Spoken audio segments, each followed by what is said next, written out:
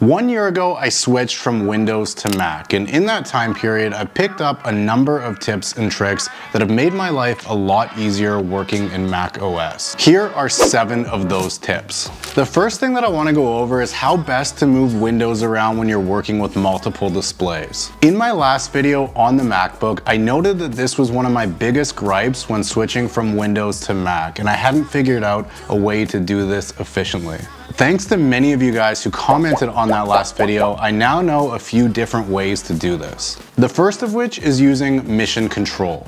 If I have a window fully maximized on one of my displays and I want to move it to the other, you can't just drag it over. But you can using mission control, which you can get to by either hitting this button on your Mac or swiping up with 3 fingers. From here, you get to see all of your active desktops. Now, to move a window from one display to the other, simply drag the desktop that you want to move into this top bar on the other display. And there you go. It was really that simple. People in the comments also pointed out that there's another workflow to get around this, and that is to not use the green maximize button at all. Rather than clicking the green maximize button, simply double tap the top of the window that you want to maximize. This will full screen it but not maximize it, which allows you to still freely drag it from one display to another. The only issue that I see with this workflow is that if you have your dock always showing like I do, double-clicking on the top bar of the window on the display where you have your dock showing will leave this weird gap here at the bottom, which I'm not a fan of. But if you don't have your dock always showing and rather have it set to auto show and hide, then double-clicking the top will maximize it. This leads me into some dock customization type stuff that I think is really helpful.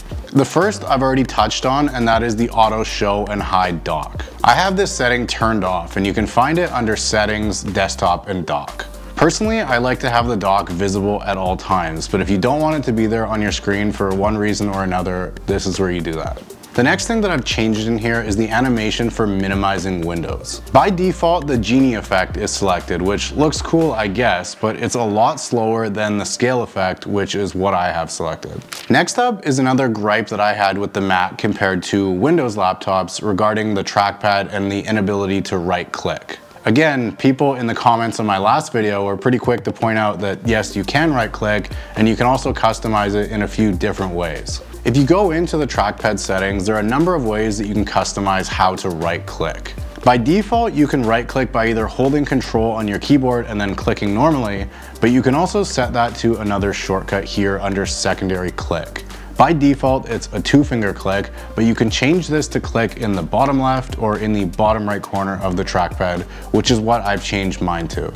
Another thing that I changed in here is sort of related to trackpads, and it's regarding using mice, which I always use with my laptops. Personally, I've always just preferred using a mouse, and there's one setting in here that you absolutely have to change if you're using a mouse. And that is to turn off natural scrolling so that your scroll direction will be what you're probably expecting when you're scrolling with a mouse.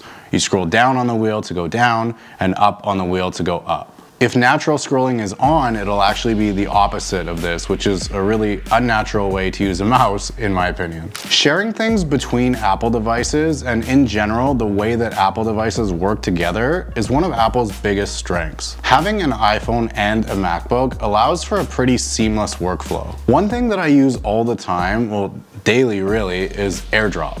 Being able to airdrop your photos, your videos, and whatever other files that you need between your phone and your MacBook is so handy, I can't overstate it. The next really cool thing that I found out regarding sharing between different Apple devices is another one that was commented on my last MacBook video. And that is the ability to share clipboards between devices. What I mean is that if you copy something on your MacBook, you can then go into your iPhone and paste, and vice versa.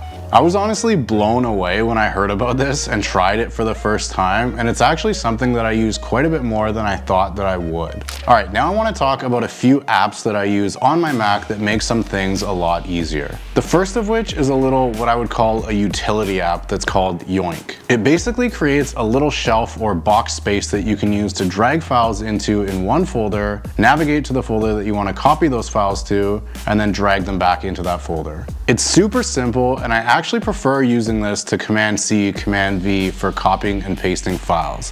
It feels super cool, and I just really like the ability to drag and drop things quickly. It does cost $9, but in my opinion, it's totally worth it. The next app that I use to get a little more insight into my Mac is an app called Clean My Mac.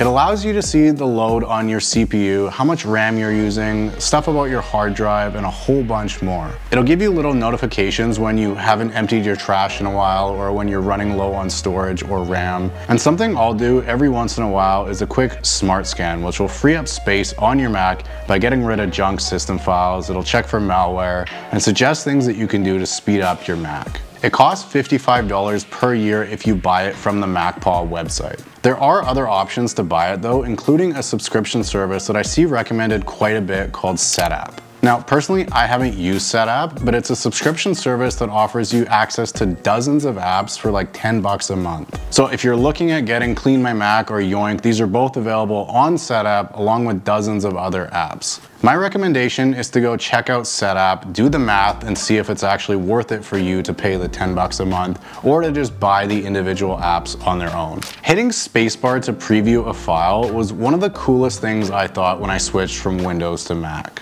You can use it on photos, videos, even PDFs and Word documents. A cool thing about it is that if you're in a folder with a whole bunch of files, you can hit spacebar on one of the photos and then using the arrow keys, cycle through all of them in this preview window, which is super handy. The last one that I have for you guys here is regarding capturing your screen, both for photo and for video captures, which are both things that I do all the time.